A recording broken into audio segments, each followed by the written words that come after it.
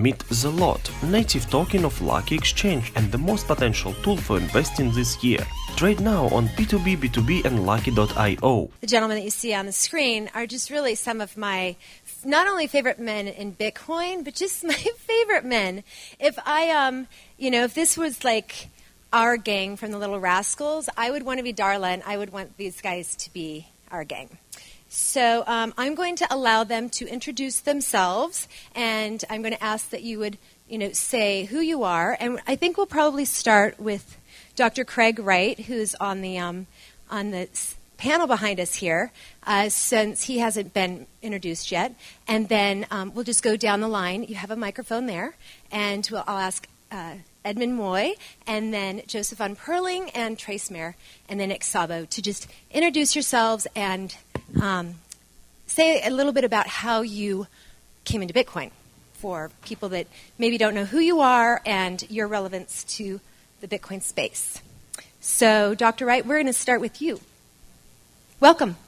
Okay. All right. I guess, first of all, I'm a former academic who these days does research commercially that no one ever hears about, which suits me very well.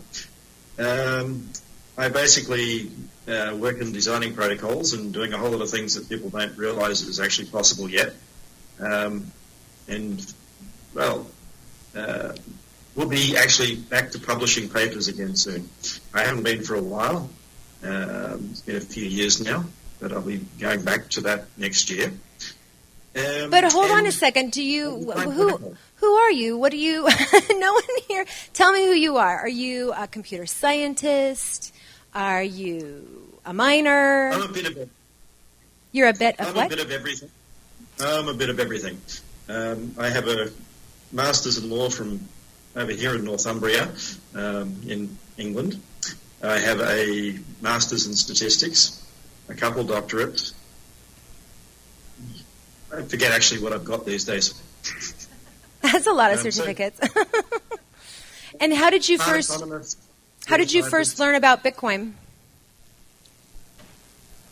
I've been involved with all this for a long time. I mean, I try and stay. I keep my head down, but were you a miner? A long time ago. A long time ago. Awesome. And right now you're in London. That's where you're talking to us from, right? Well, thank you so much. Correct. Thank you for joining us. And I'm going to then go to Edmund, if you don't mind. Thanks, Eddie, for coming. Absolutely, Michelle. Wait, let me see your socks. Let's see. You were supposed to wear white socks because you're in trouble, but okay. I wore skull and crossbones for you, though. My name is Ed Moy. I had the honor and privilege of serving our country and you, because you're part of our country, as the Director of the United States Mint. And as such, I made our country circulating coins, our precious metal bullion coins, and collector's coins during that period of time. How I got involved in Bitcoin was when I got at the Mint, our strategic planning and analysis unit was non-existent. So I really ramped that up because I needed to figure out what the Mint's course was as electronic transactions were growing. And in 2009 was made aware in my briefings that a white paper had come out. In 2010, the first Bitcoins came out. And then I forgot about it completely until 2013 when Bitcoin kind of hit the public consciousness. And as a former Mint director, I was called left and right to do interviews on what I knew about the topic. And then I also just reflected back that I had heard about this first in 2009. So I view myself really as less of the Bitcoin community and more of mainstream, but I can serve as a bridge to take these ideas to the mainstream, whereas not many people in this ecosystem can do that. So, should I just start, or do you want to ask me questions? Well, no, you're going to tell us that you're Joseph von Perling and you're how you got into Bitcoin and kind of what you're doing. Okay, so Joseph von Perling, that's my name, and I got into Bitcoin pretty early, right? I think with most of the folks in this room. Probably the reason I'm on this panel. What's pretty early? We can 2010, 11, yeah, no, 12, I'm not going to go 13. into dates and all that, and not in this forum anyway.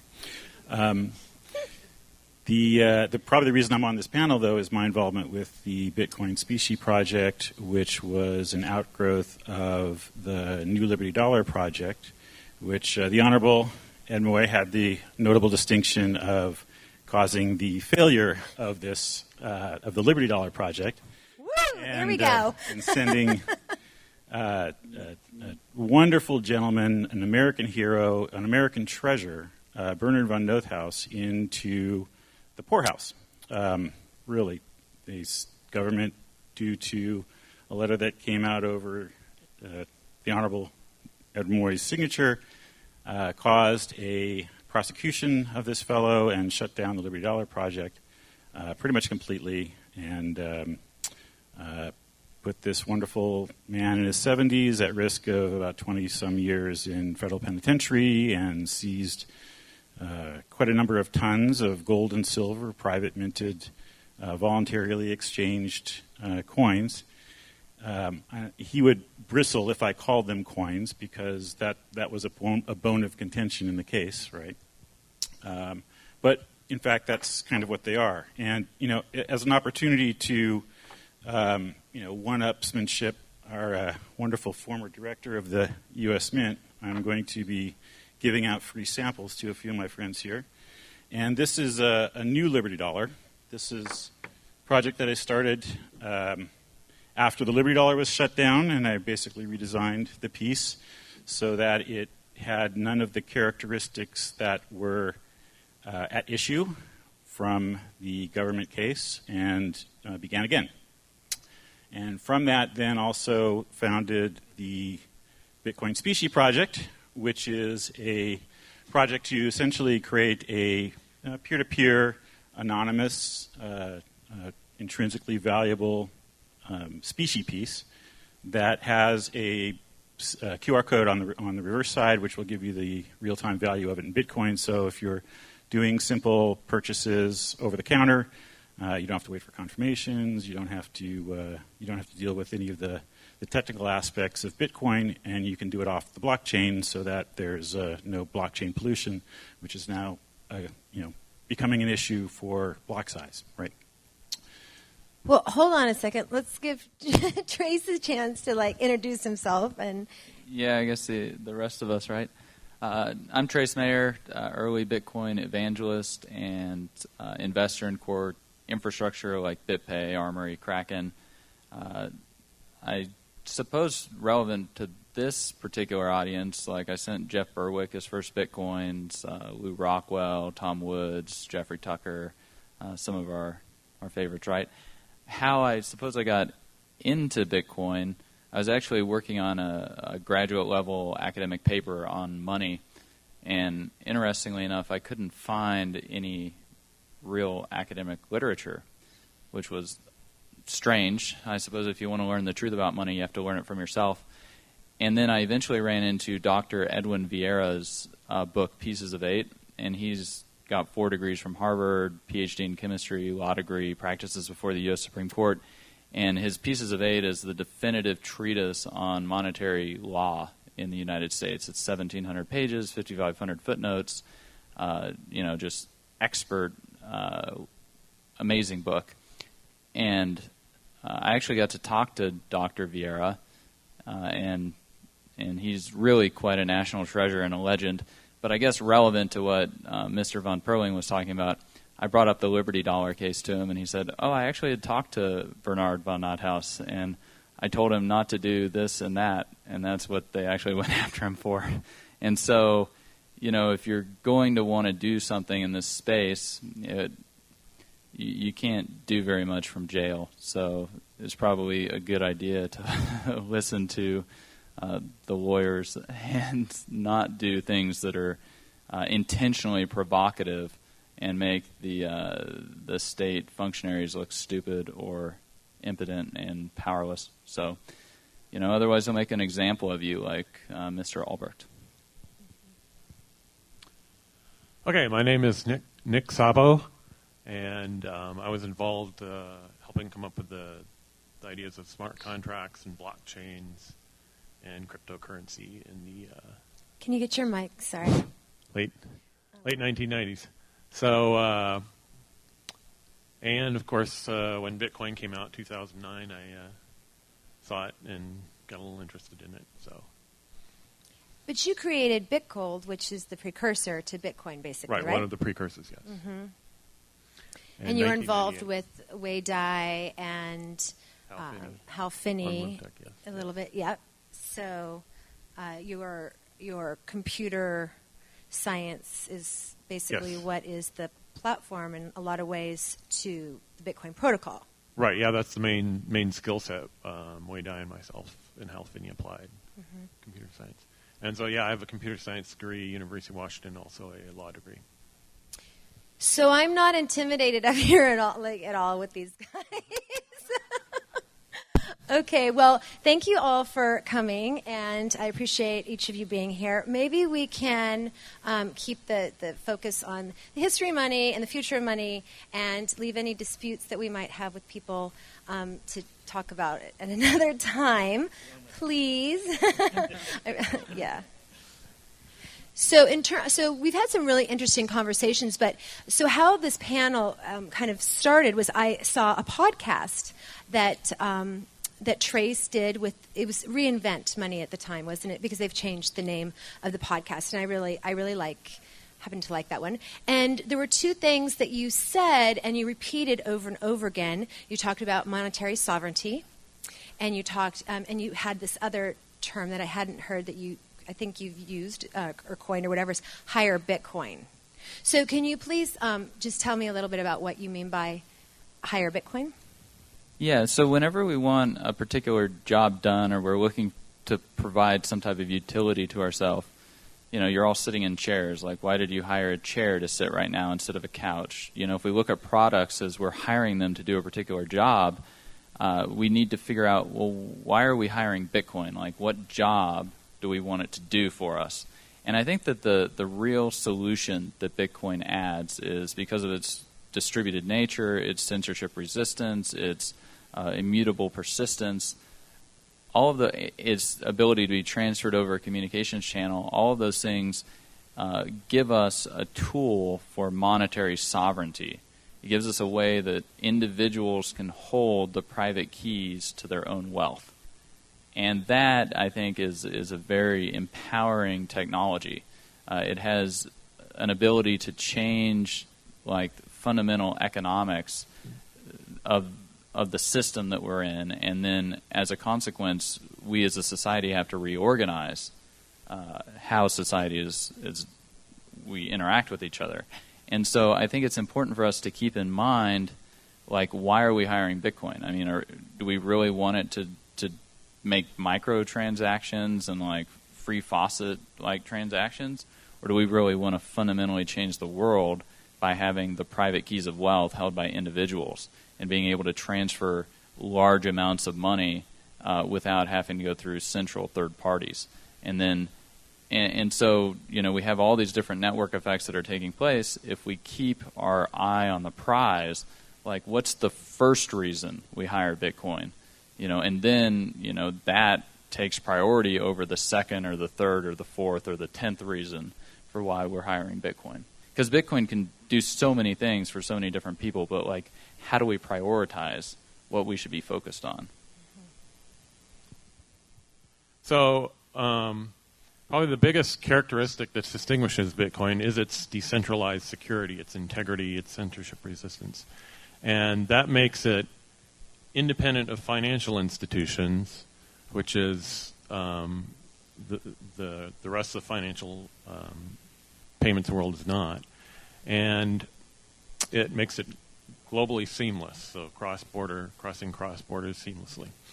So I would say those would be your highest priority, because those are the distinguishing factors that distinguish Bitcoin from Visa and the other traditional systems. Those would be your highest priority things in your list.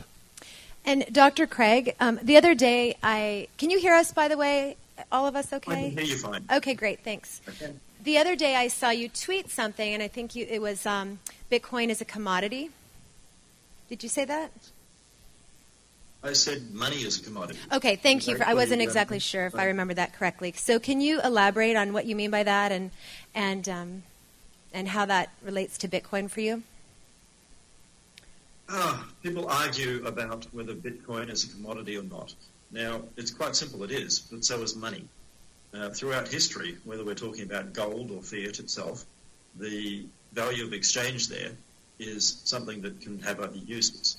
It's only recently that we've come into a unpegged currency that has no real relationship into anything.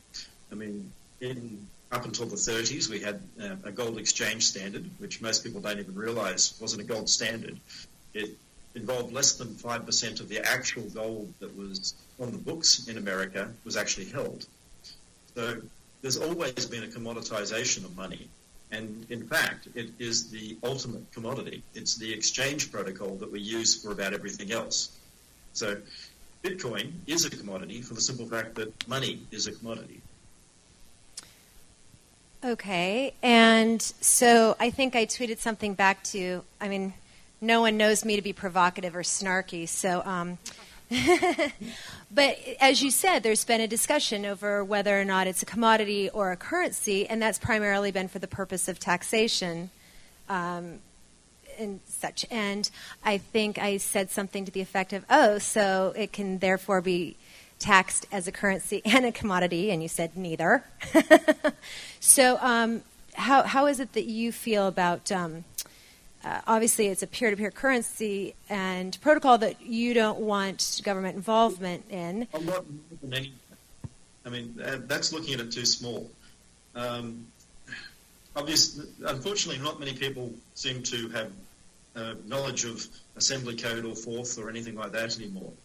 And I listened to one of Nick's earlier talks, and he was talking about the limitations. But in machine code, there's none of these limitations. And in fact, we have a rather rich instruction set in Bitcoin.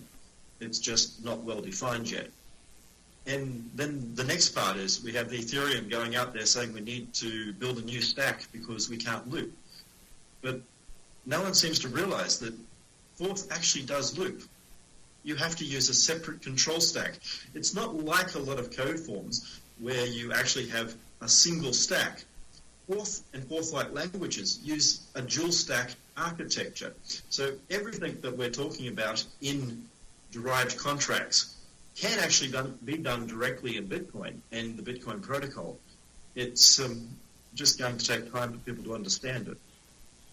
Since you mentioned Nick, then I'm going to allow him to respond to that. You need your microphone though, sweet, or the water. No, I have not heard that opinion before. I've never heard anybody call the Bitcoin script Turing complete. I don't believe that's accurate.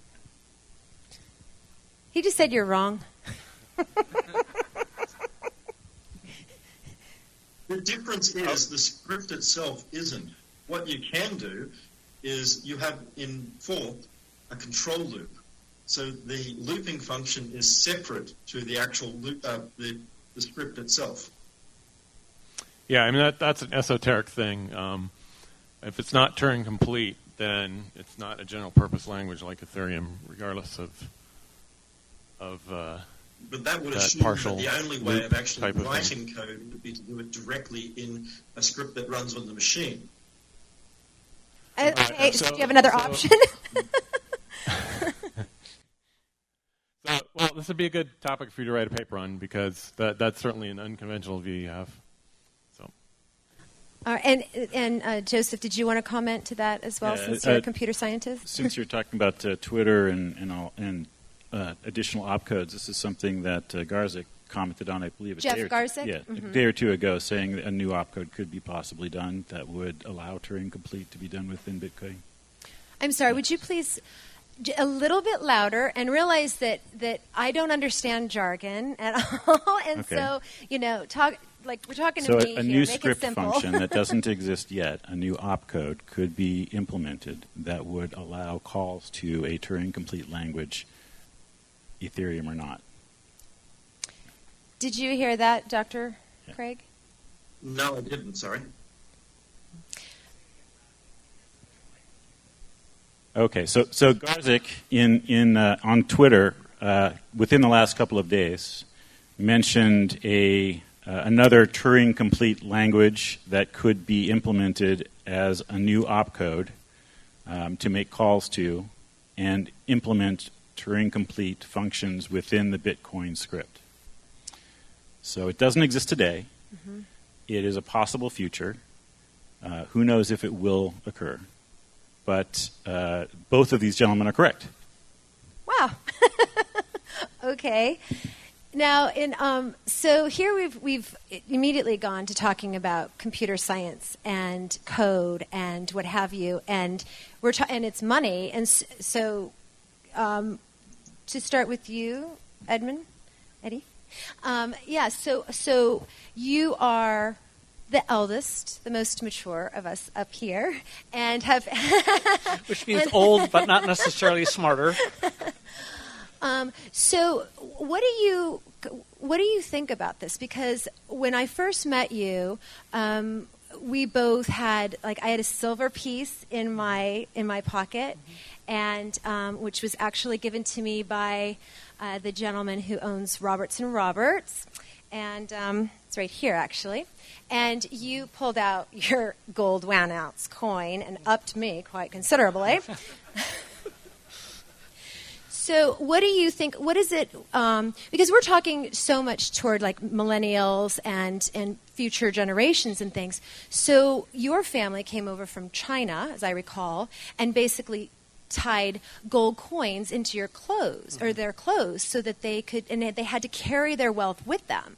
And so what is your kind of your visceral reaction to this digital, space relative compared to how you grew up thinking about it? Mm-hmm.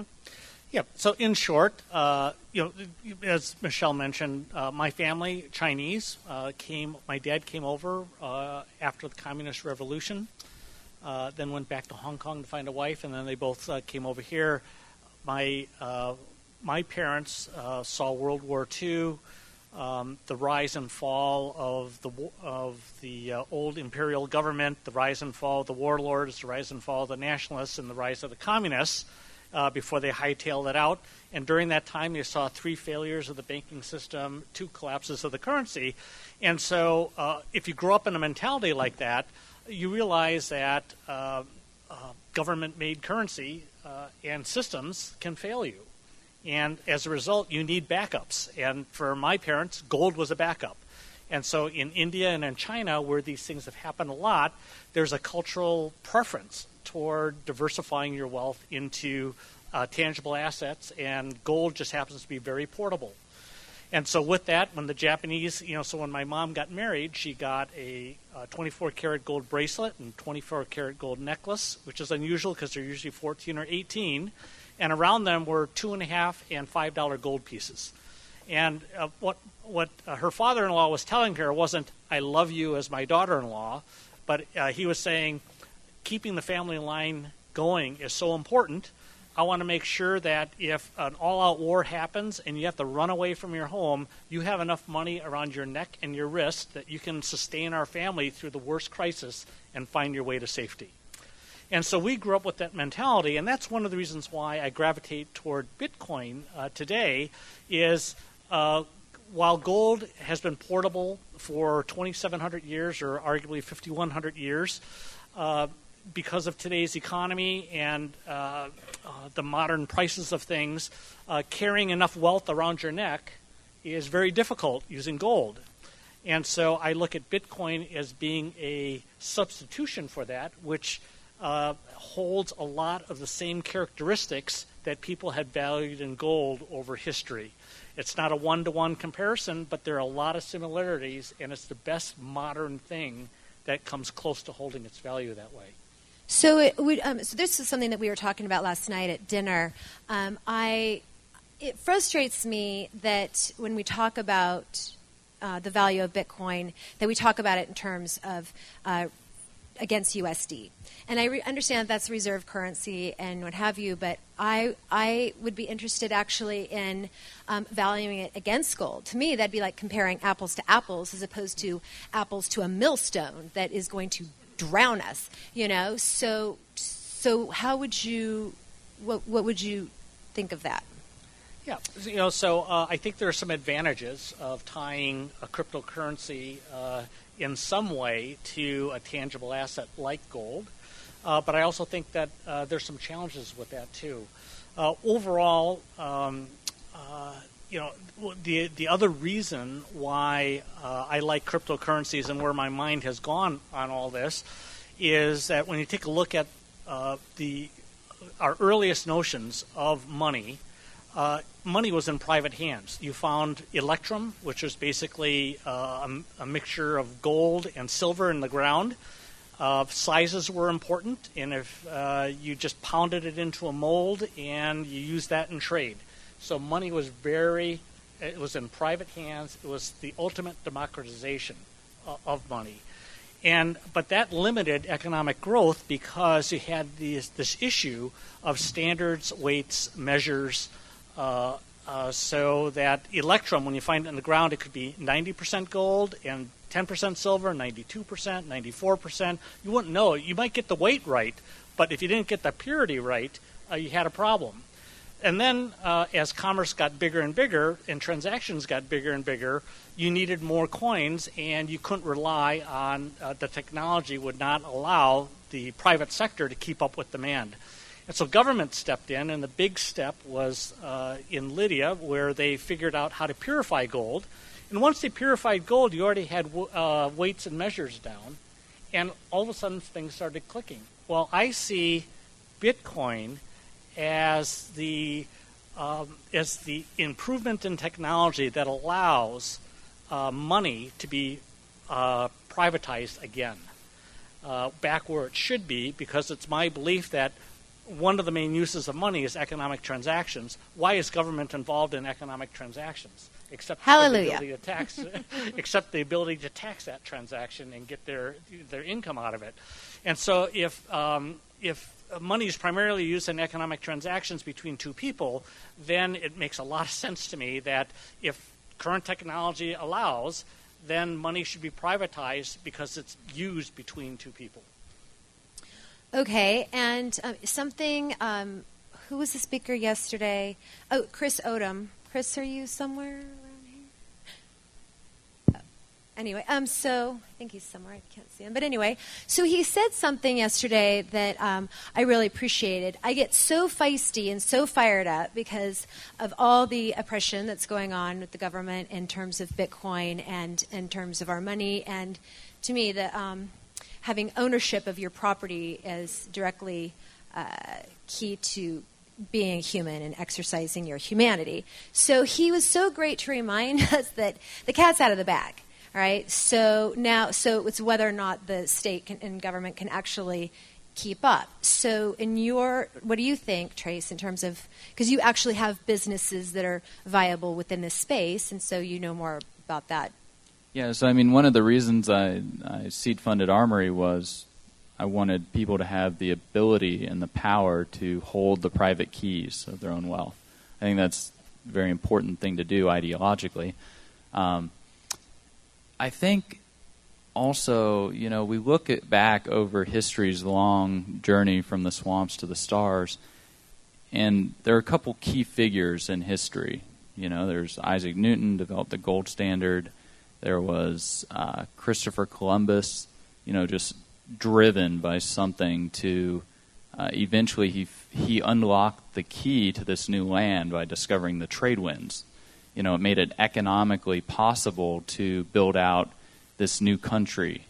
And the way that the American map was set up, we really only had to terraform the Erie Canal. Otherwise, we had the Mississippi River, we had the Great Lakes. It wasn't distributed like Europe was.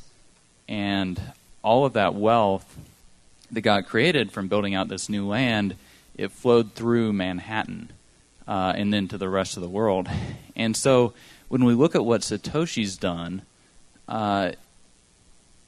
we had asymmetric cryptography, and we started tinkering around the edges of this new vast frontier called cyberspace, but we hadn't discovered the trade winds yet. And so what Satoshi's done is he's found this way to be able to economically build out cyberspace, because we've now reduced the function of transferring value over a communications channel to pure data. And I think that's a very, very significant discovery in technological innovation. Maybe Nick would like to talk a little bit more about that, since you've been involved in this far longer than I've probably been alive.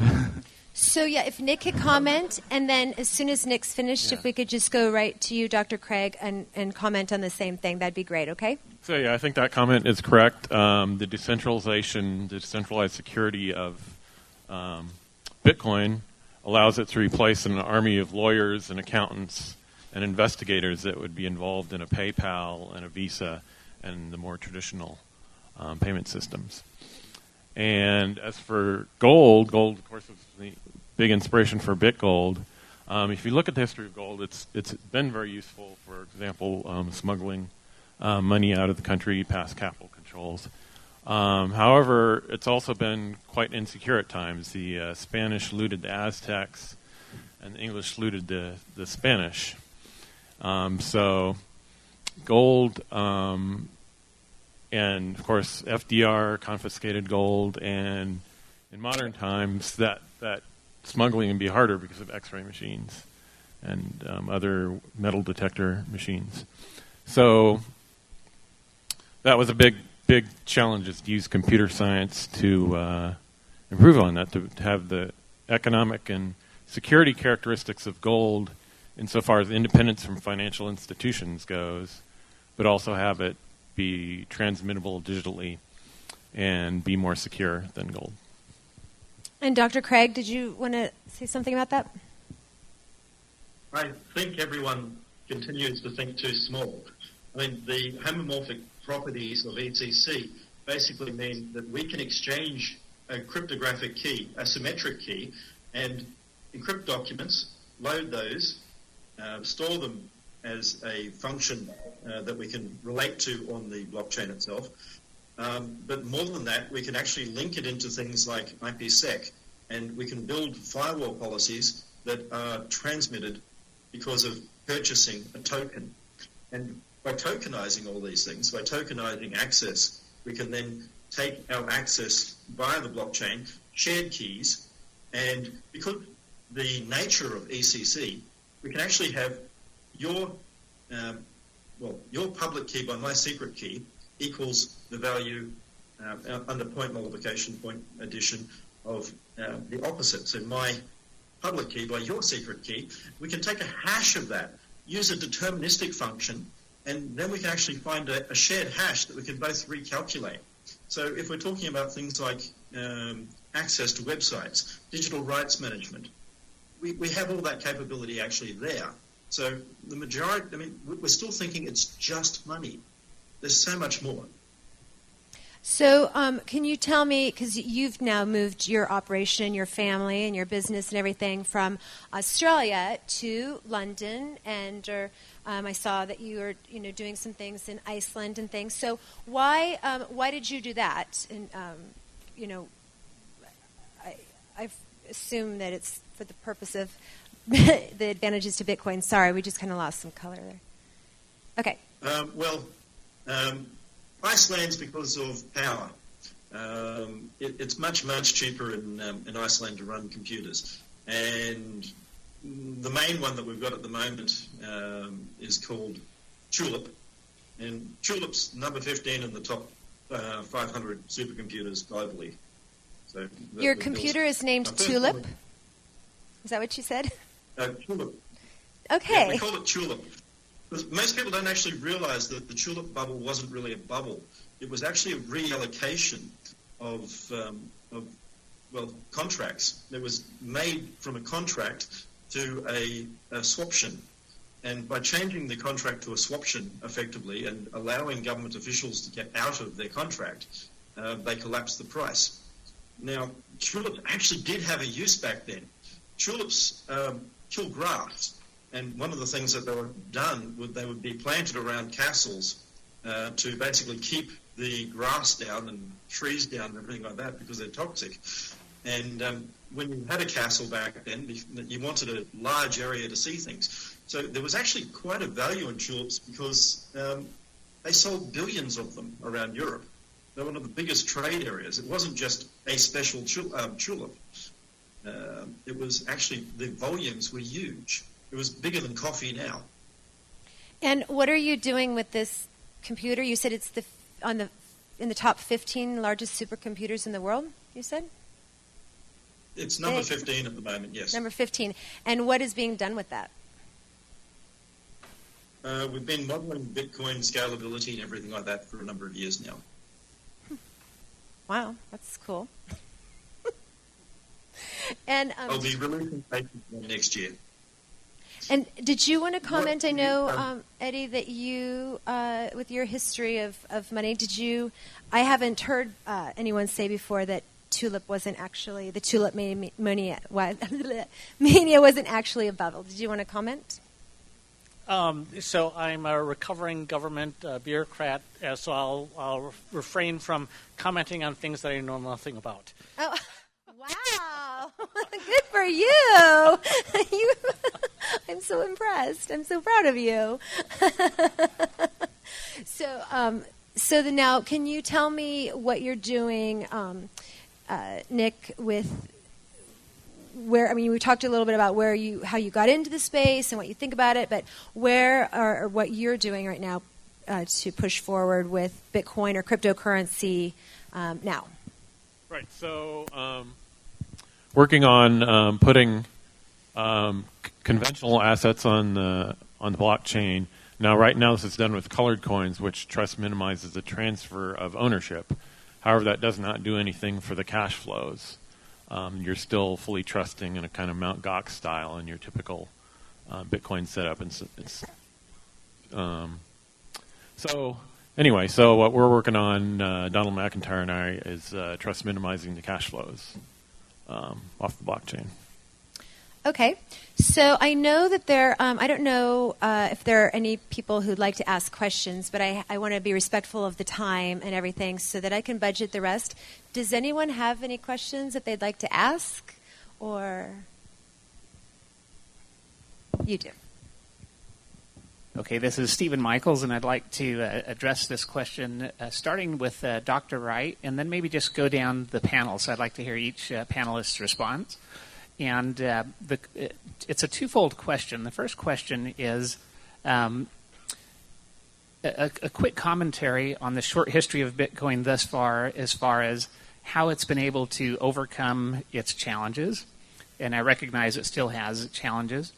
So just a quick commentary on the history. But then also if you can share your view, and I know some of you have commented on this already, but if you could share your view on the future of Bitcoin as you see it, where you see the greatest opportunities, the greatest challenges, and where maybe we as an audience or users or owners of Bitcoin, how we can help push that forward to really help develop its full potential. Did you hear the question, Craig? I'm going to start here, but did you hear it? I heard it, yes. Okay, so go ahead. So, right, basically, where people are going wrong is they're separating transactions. CoinJoin is used commonly for anonymizing things, but there's no reason why you can't have both sides of the transaction.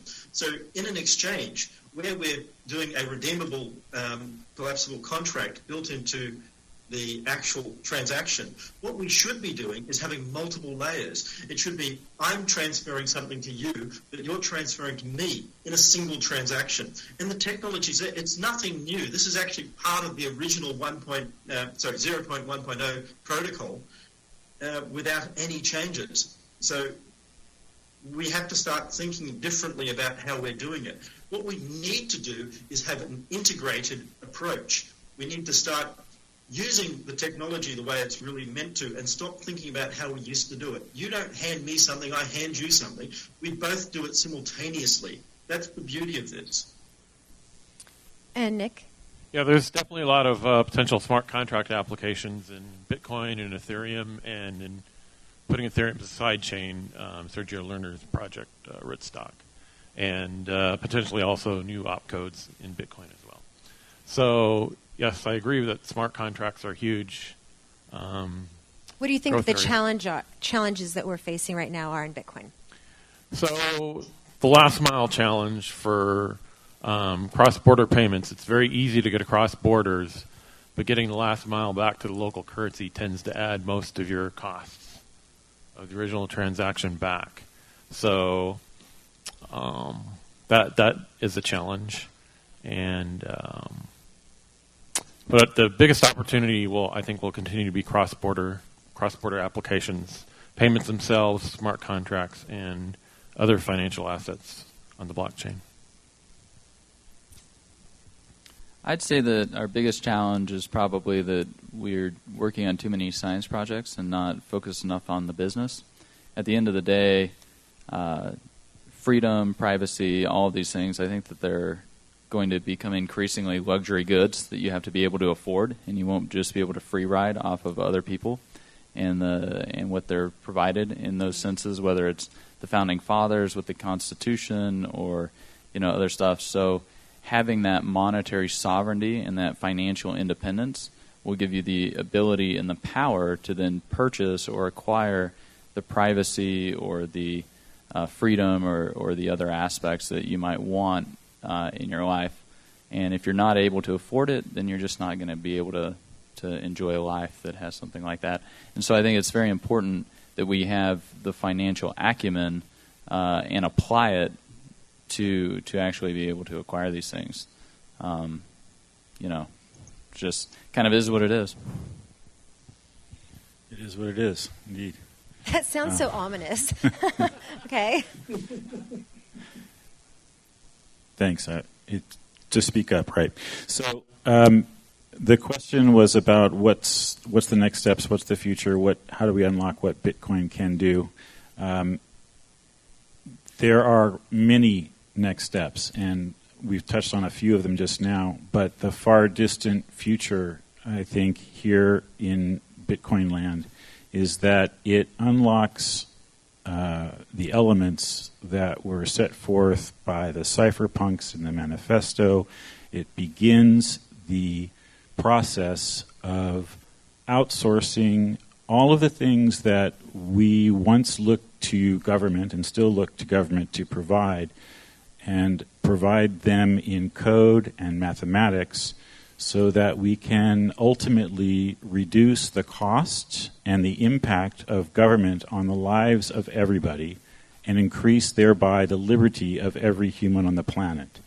It has the potential to unlock happiness, freedom, liberty, and independence in a way that no other technology in our lifetimes has begun. And we are just now at the very beginning of it.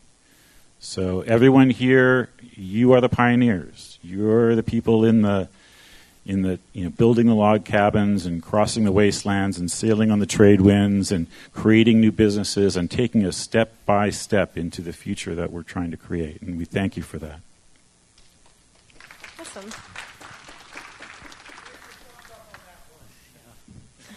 Thank you, Mike Dupree. So I'm going to maybe offer an alternative opinion here. A lot of what we've been discussing has been challenging for me, interesting. I've learned a lot being with you.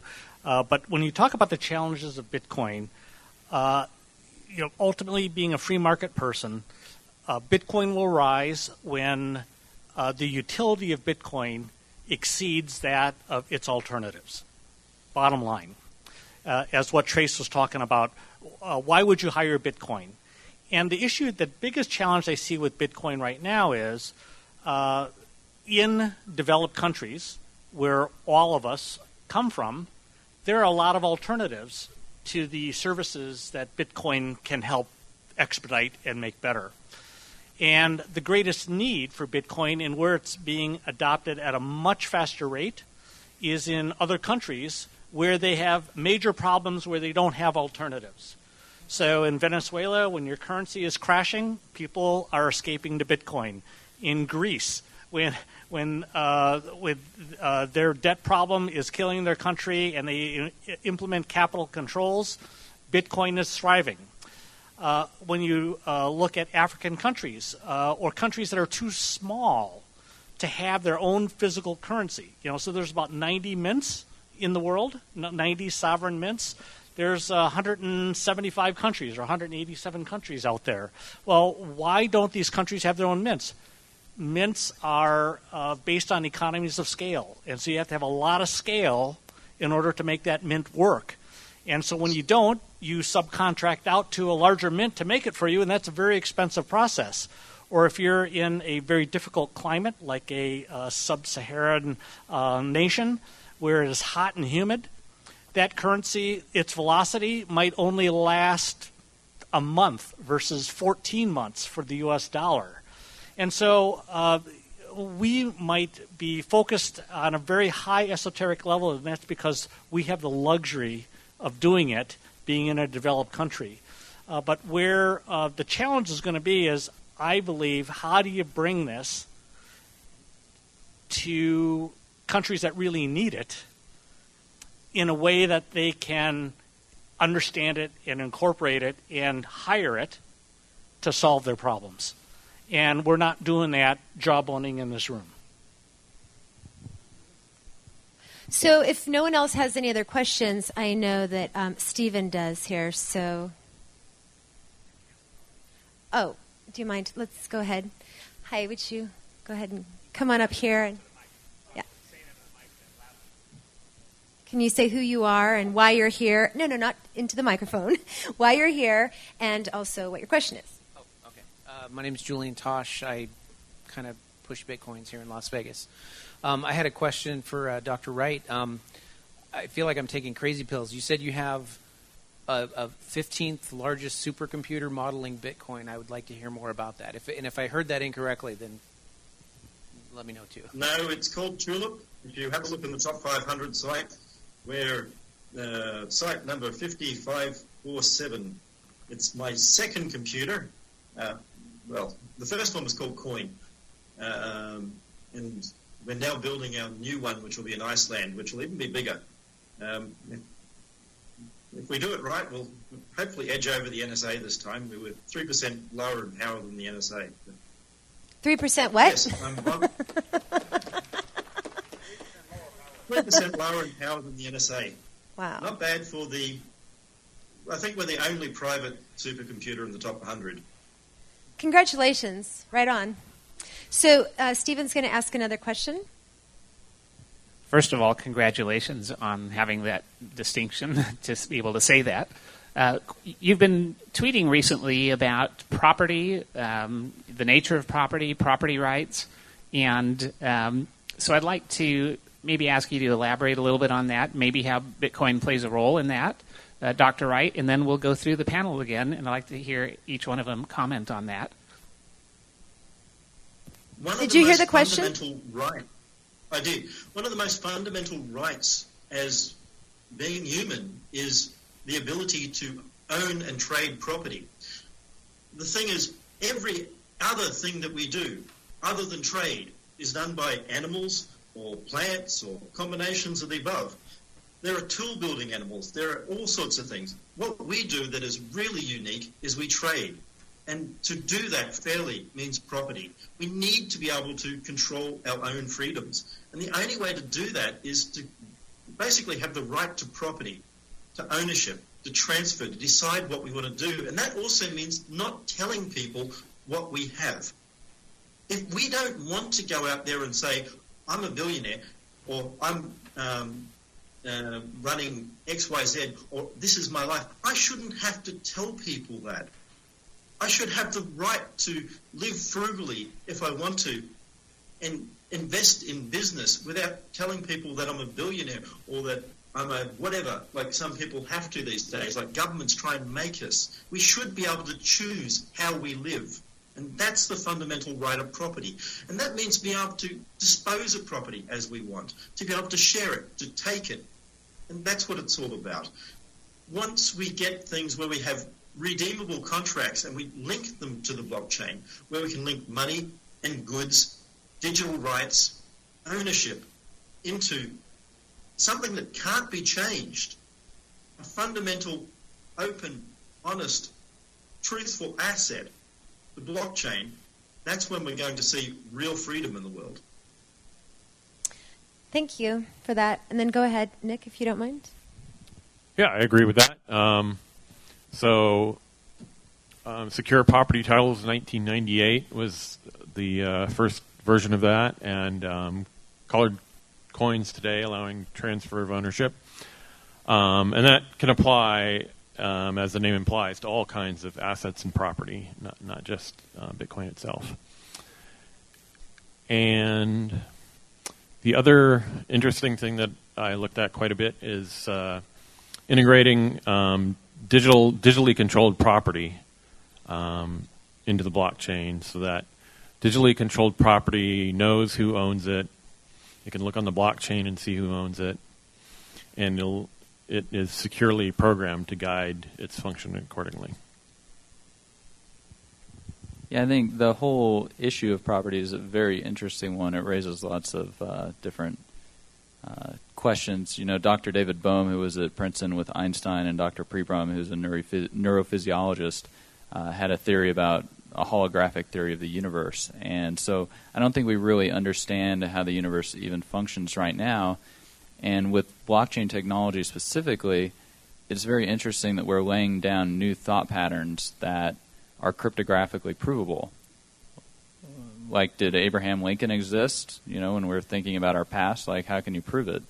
And yet, you know, now the level of evidence that we're going to be able to have centuries in the future, we're going to be able to have videos and pictures, and they're going to be able to be hashed, and so we're going to have a much more solid, cryptographically, mathematically provable history or thought pattern that gets laid down much more solid. And so when we're looking at property rights and things like that, you know, when a government collapses or fails, like, those property rights can just evaporate instantaneously. And so we're going to have much more tangible property rights that are laid down through cryptographic and mathematical law, as opposed to just the laws of men. And that's going to give us a much more solid history of who owns what and how it's been transferred and things like that.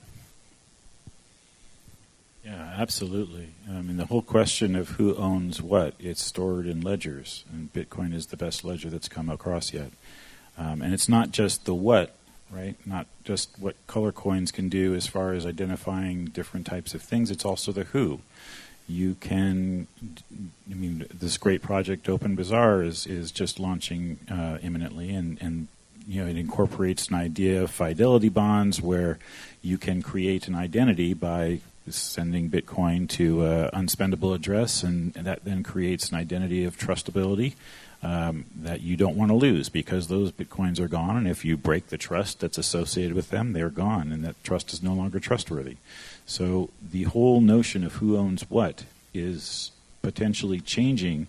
Currently, we all rely on government ledgers for who owns what real estate, who owns what car. You have to register all of these things. All of this is expensive. All of this requires people to pay taxes by force. All of that is potentially reducible in cost and impact on our lives, and it's, again, all because of this wonderful new technology that we're only just now beginning to unlock the benefits of. And and so I have a question actually after this, and then you'll give your last few words. But I know, Edmund, that you received a tax bill that you weren't very happy about that came as a result of you owning stocks in something or another, and I don't want to speak for you, and I don't want to out whatever, but I mean that came as quite a surprise, and it caused you to have to make some major lifestyle changes and things like that, and that was relevant to property. So, do you have some comments that you'd like to make in regard to property, but also speak personally about the loss of yours? All right. So the first comment about property, I agree with everything that's been said here. I believe it's a fundamental to what makes us distinctive as human, and which is why I have a hugely negative bias toward communist and socialist governments, and in particular a personal relationship or personal experience with that, where my father grew up as part of the wealthy landowner class, and unlike the bourgeoisie in Russia, it was the landowners that Mao went against in order to form his communist government. So my family went from being extremely wealthy to zero in a day in 1949 and escaped China with their lives. And so just that own personal experience that I have shows how quickly things can change, even in relatively modern history.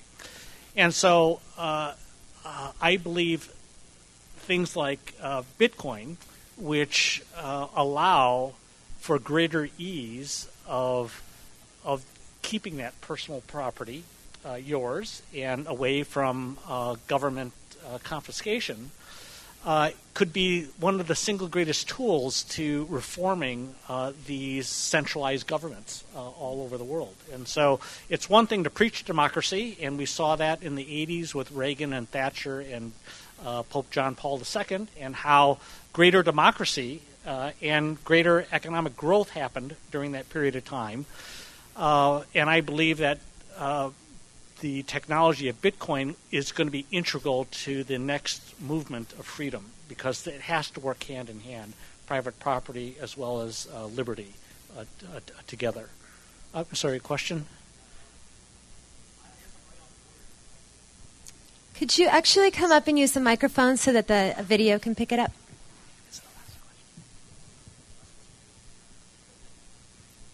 And 2 cheers for someone else wearing a suit here and a tie. So, yeah. Yeah, sure. So I guess I'm right on board with everyone on the panel here about the importance of property rights. My question really goes back to, I guess, the kind of cynical comment that in the future these inalienable human rights that we sort of take for granted will really come down to whoever can afford them. I guess I feel like I might get some disparate opinions here, but especially for the Honorable Ed Moy, is there a role for government in Bitcoin? Is there a role for taxation in Bitcoin? Because it seems like those are two kind of fundamentally opposed ideas. And yeah, I'd leave that question there and would love to hear the panel's thoughts. Thank you. So did you heard the question, Dr. Wright? Okay. I did. So At you want the to end answer? of the day, if taxation is going to occur, it needs to be done in a way that is actually more to do with what people spend. So, I mean, if you have a value-added tax but no income tax or whatever else, then it's enforceable. In the future, when we have pseudonymous systems, the government's going to have to actually look at what's being spent by business and what can be claimed. And basically, they can tax me on the things I'm able to use and produce with to a limit, but only to a limit. Okay. Yeah, it's there's an arms race between anonymizing technology and tax collection on the blockchains. That will be interesting to see develop, because a fully non-anonymous, fully identified set of transactions on the blockchain is a perfect auditor's tool, including tax auditors. So, yeah. I mean, it really just comes down to the degree of society that the populace will tolerate. You know, and as we see in Venezuela, they'll tolerate a pretty bad society. And regarding the other stuff, you know, we have a lot of advancements being made in life extension, biotechnology, nanotechnology, things of that nature. And that's kind of how the resources get distributed and allocated. And unfortunately, I think that particularly, like if you go look at one of the 2009 Nobel Prizes in biology that has to do with telomerase, I think that technology could actually be used to reduce lifespan to a commodity that could then be rationed. And so, and then once that happens, it can then become an additional choke point of power. And so, you know, it's and that's how people that have these nightmarish tendencies, they seek towards the power centers so that they can work out their nightmares on everybody else. And so, as long as we as a society tolerate power structures of a sufficient size, then we'll continue to have the nightmares. Otherwise we're going to hopefully get over it. But I don't know. We got 7 billion people that are all contributing to the way that we organize society. And so we really have to fundamentally change the economics if we're going to change the way everything's organized on top of it. Now because we need to start wrapping things up, but I do want to ask the 3 computer scientists this question. There's been a lot of talk lately by the bankers that they want the blockchain, but they don't need Bitcoin. So can you please touch on that and address whether or not we can even have the blockchain without Bitcoin, and keep it really simple for people like me? So private blockchains, the architectures tend to be actually similar to the original Bitgold and secure property titles insofar as using Byzantine consensus, where you have a set of countable, identified nodes. And that can work reasonably well if you're in a bank and you're kind of a comfy environment where you have a public key infrastructure and you can identify the other nodes in the bank. That does not work for your cross-border applications for seamlessly distributed system. So the bank private blockchains tend to be used for improving on internal efficiencies within the bank rather than the cross-border applications that Bitcoin and et cetera are good for. What do you think about that, Joseph? Well, banks have a lot of things that they're misguided about. One of them may be the applicability of blockchains to the environment. Banks use journaling database. Bitcoin blockchain is an example of a journaling database. It's write only. Once you've written to it, you can't change it. The ATM networks use a similar type of database structure. The idea of it is that once the transaction is done, it gets propagated to all the others, and you can't duplicate it, and you can't change it. You can't undo it. But the wonderful solution of the Byzantine fault tolerance and all that, it's a bit wasted on banking architecture in general. So the banks may employ it. It may be good for them, but they're certainly not getting all the wonderful benefits that it provides. And to bridge into the other question about how this affects government and banking, it was mentioned in one of the previous talks, there's a very, very fine line between government and banking, and what Bitcoin really does is it takes that fine line and makes it a bit wider. Because of its wonderful auditability, you've seen government officials that have done crimes with Bitcoin go to jail. And it's a permanent record, and that's why banks like it. You remember in your grade school, your teacher would say, "This is going on your permanent record." You knew it wasn't true. With Bitcoin, it's true, right? It's there forever. So the dividing line between banking and government may widen because of this. And I think there will come a time where the separation between the honest politician and the dishonest one will come down to whether or not they support the use of Bitcoin for government function. Because it does provide that audibility, and the anti-corruption tools that it can implement throughout government can make government become provably honest in a way that's never before been possible. And a provably honest government is something we've never seen. It would be a wonderful thing to see. I would question whether or not it's possible, but anyway. Well, with the cryptography, I would suggest that it is possible. Whether or not that would imply, though, that people are always honest in the first place. So, well, those that are can then prove it, right? And the ones that aren't can't. So that it may create that division between the people within government that become more electable because they can prove the degree to which they are honest, versus those who are competing for their office. Okay, and Craig, if you would please tell me your thoughts, and then if you would give any last closing words, and then we'll just go down the panel one at a time so that we can get on to the next speaker. That would be great. At the end of the day, Bitcoin is a limited supply. So we have to go back to economics rather than computer science in this one and remember that we incentivize people to get them to act. Now, banks seem to forget that anything with a limited supply that is of use is going to start having value. If people then have value in something, they will speculate on it. So at the end of the day, saying that there is no value in Bitcoin or whatever else is superfluous because people will act anyway in their own interest. Now, incentivizing all of this and using a way to get people to actually want to engage means that you have a system where people are going to make the system more secure, not because they want the system to be more secure, but because they act on their own interest. And that's where the banks are going wrong.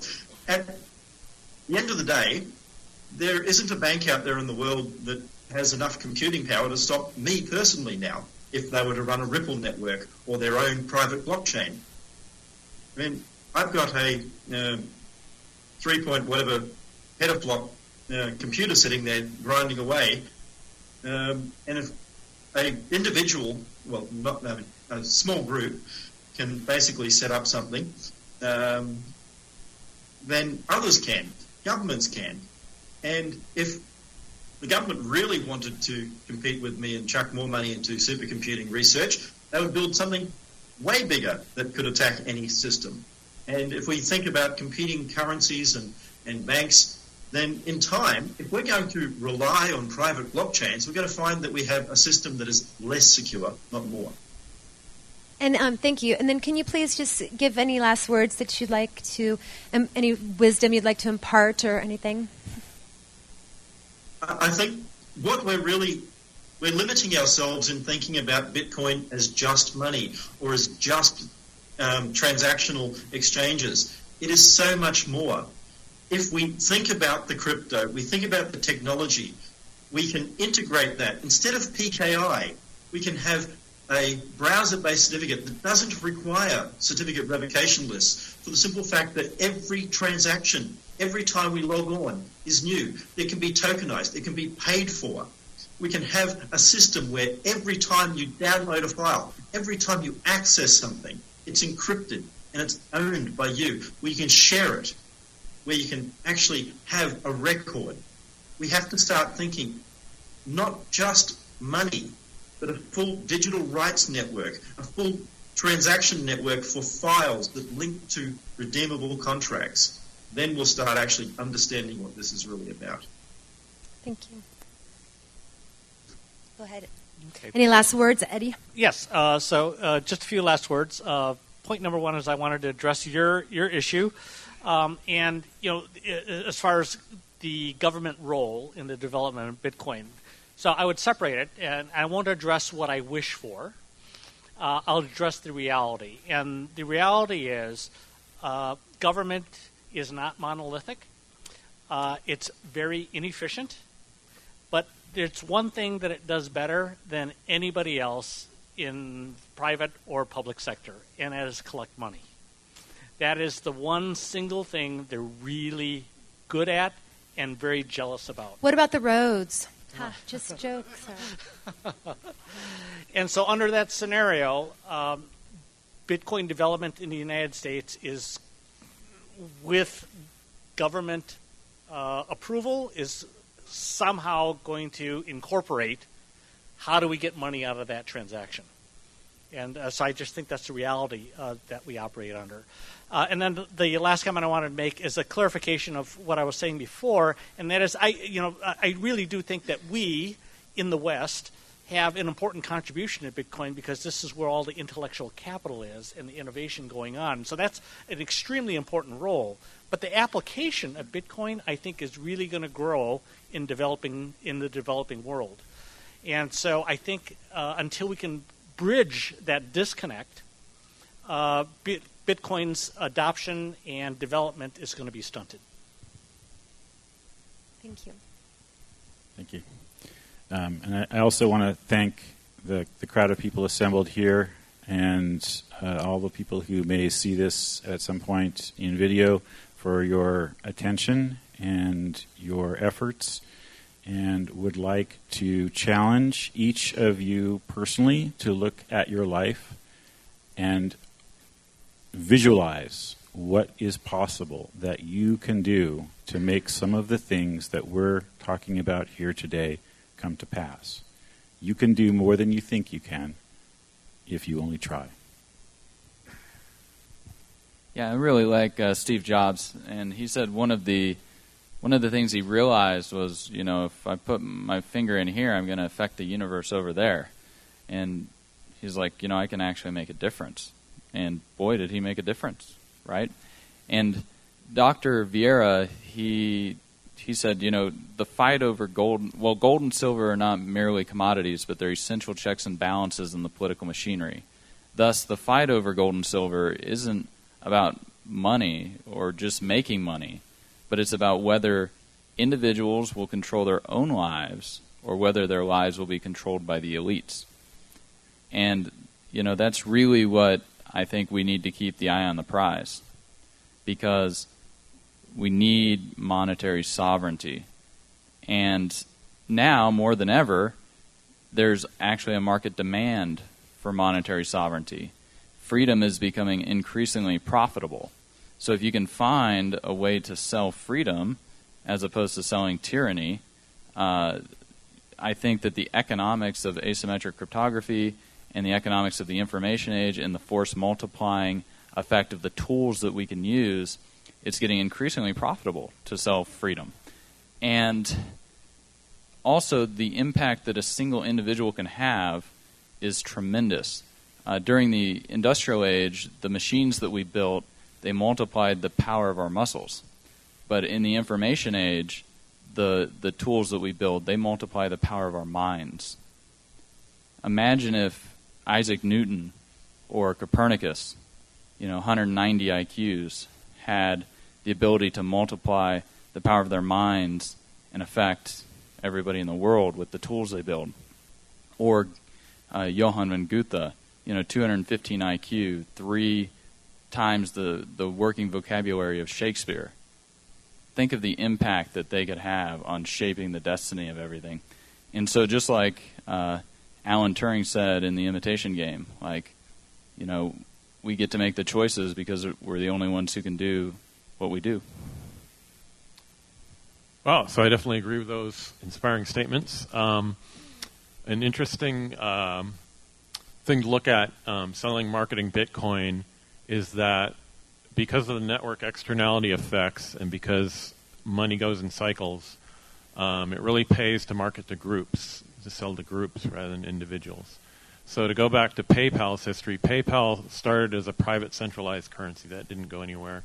Then they pivoted to a payment system on Palm Pilots.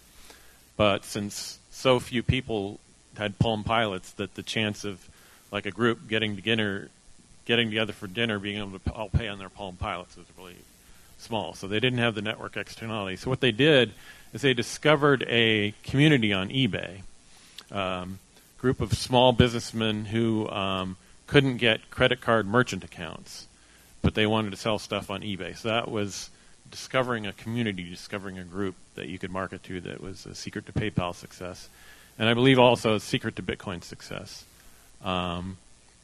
Because the number one objection to using Bitcoin will be, well, nobody I know uses it or nobody I'm doing business with uses it. And so you have to kind of sell in parallel to overcome those objections in parallel. And one tool that I think is very interesting for that is social networks. So blockchains themselves are back office technology. People don't interact with the blockchain directly. They interact with wallets. Or in the case of change tip bots, for example, they interact with a social network.